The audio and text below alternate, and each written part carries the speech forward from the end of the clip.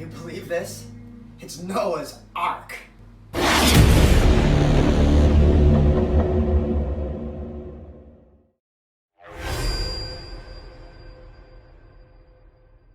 The Lord saw how great the wickedness of the human race had become on the earth, and that every inclination of the thoughts of the human heart was only evil all the time. The Lord regretted that he had made human beings on the earth, and his heart was deeply troubled. So the Lord said, I will wipe from the face of the earth the human race I have created, and with them the animals, the birds, and the creatures that move along the ground. For I regret that I have made them. The problem for a modern audience with this story of Noah's flood is the question of where God's love is. What do we say about this God of the story using a cataclysmic flood to destroy the world as it was known at that time? What do we do? How do we interpret God's violence here?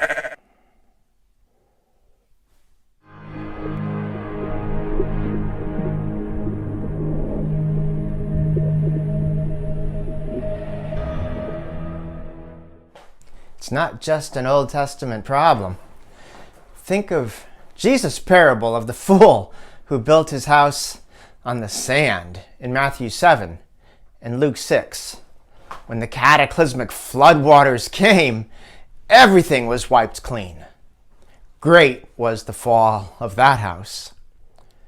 Or again, recall Jesus' exorcism of the legion of Gerasenes demons in Matthew 8, 28-34 and Mark 5, 1-20.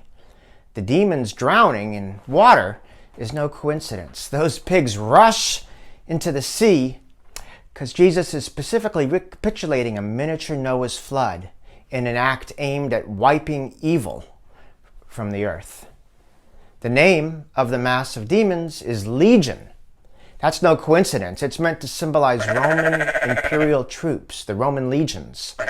All those pigs being enveloped by watery chaos is an image of God's reign enveloping all those opposed to it. And it's noteworthy that a pig image stands atop the standard of the 10th Roman legion, the legion responsible eventually for destroying Jerusalem in 70 CE.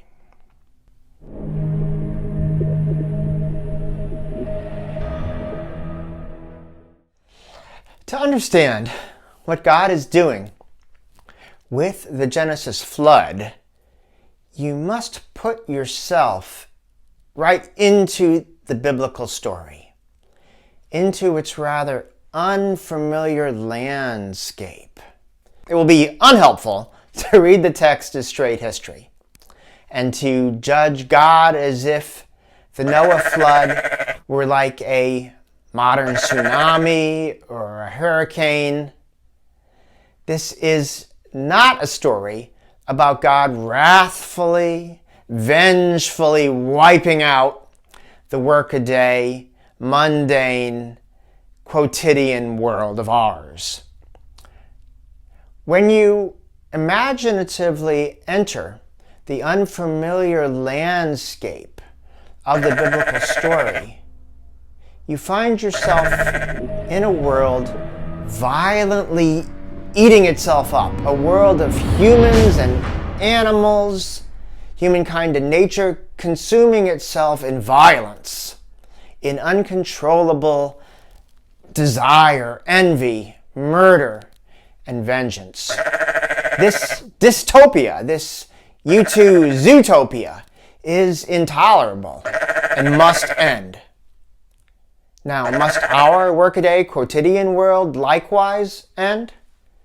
Careful, don't answer too soon.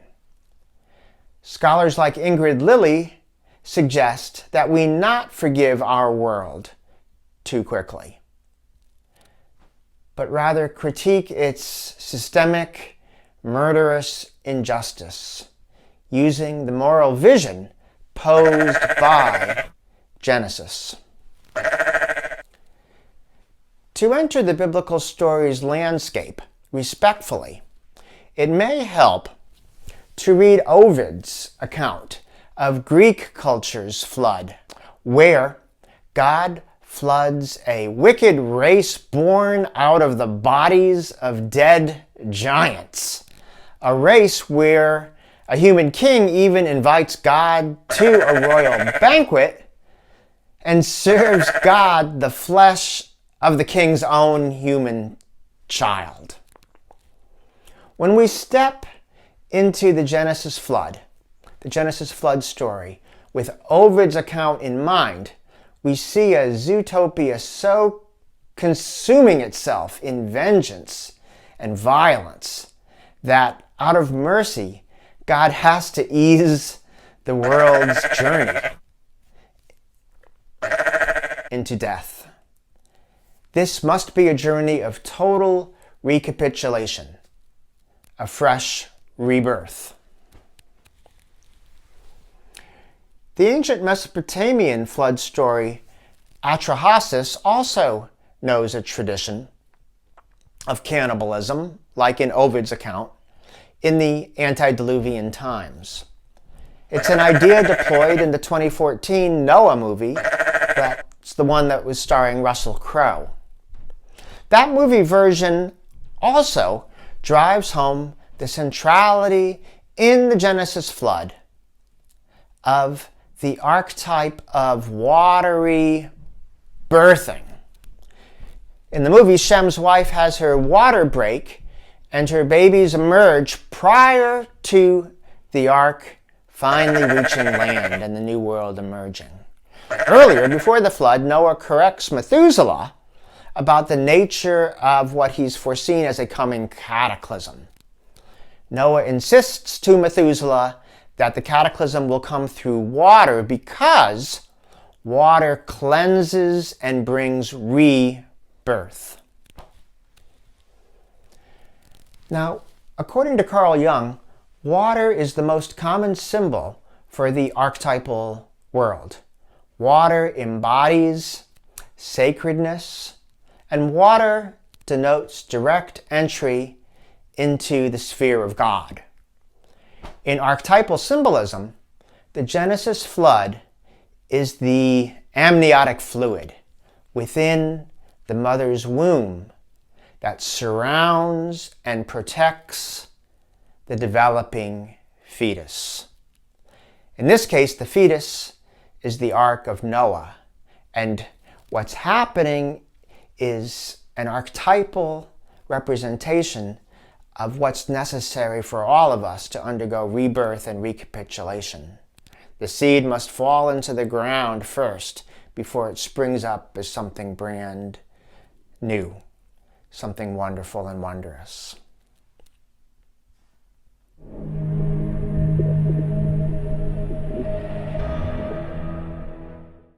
Let's probe farther into the Noah story, trying to identify with God's emotional state, God's pathos. God isn't acting out of vengeance here or wrath. Rather, look closely at Genesis 6:6. God's vulnerability and God's broken heart really come out here. God's internal pathos at the tragedy of God's dear world eating itself up. What have we got in Genesis 6:6? I think the New Living Translation captures the Hebrew best. The Hebrew root is atzav, and it's in the hithpael stem. The New Living Translation renders this verbal form in terms of God's heart breaking at the catastrophe of God's world consuming itself and eating itself up. The atzav verb is really, really key. Do some cross-referencing. Let the Bible interpret the Bible. That's always a good hermeneutical strategy. Where do we see the kind of emotional pain designated by the verbal form atzav in Genesis 6:6? You see it in places like 2 Samuel 19:2, where David is grieving the death of Absalom, his dear son, Absalom, his beloved son who had hung himself, had self-destructed. You see it in Isaiah 54:6, that same Hithpael verbal form of Vatsav. Isaiah is describing the deep mourning, the broken-hearted situation of Israel after the exile had done the nation in, a situation of the loss of a whole entire world. So this is the sort of situation out of which God grapples with the loss of the dear world that God has created.